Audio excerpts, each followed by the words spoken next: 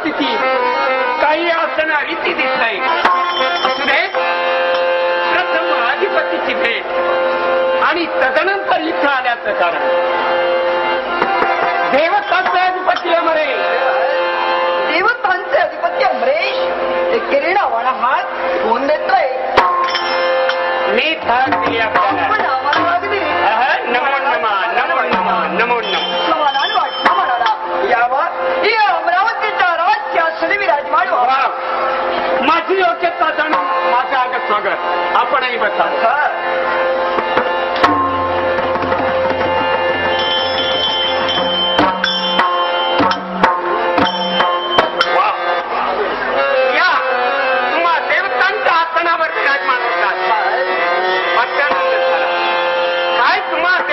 ही आसना मऊ लुसलुशीत आहे. समाधान वाटतं मला. पण माझं मन विचारी बनलंय.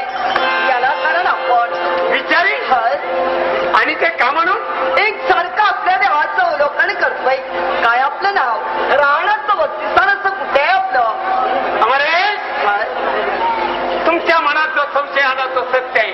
पण मी तुम्हा देवस्थाना कुणी परकाना काय तुमचं आमचं अगदी जवळचं नातं आहे. जवळचं नातं, अगदी जवळचं आहे. अगदी जवळचं नातं म्हणजे देवदानव सापत्य बंधूचं नातं. जनुकुलात सज्जाचा जन्म झाला. काय तो पाताळ घोणाचा राजकर्ता माता. जनुकुलात आपला जन्म. पाताळ घोणाचे राजकर्ते मनाला समाधान वाटलं. आज आमच्या भाऊरायाचं आगमन एकदा होता क्षणी आमच्या मांडीला मांडी मिळून बसल्याचा मान आमच्या भाऊरायाला प्राप्त झाला. मनाला धन्यता वाटली. वाटलं नमस्त अशी अमृततुल्य भाग्येश्वरी आपल्या मुखातून बाहेर पडेल अशी. पण माझं आदरातिथ्य बंधू प्रेम तुमच्या हृदयात साठलेलं आहे हे मला दिसून आलं. मग बंधूची इच्छा जर एखादी असली असेल तर कुणी पूर्ण करावी.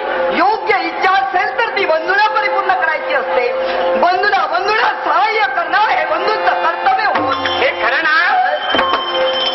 मग तशी काही माझी मोठीची इच्छा नाही. तुमच्या जवळ हे स्वर्गीय साम्राज्य मला मागायचं नाही. पण इच्छा एकच. आता मी येते वेळी मी द्वारावर येतो काय एवढ्या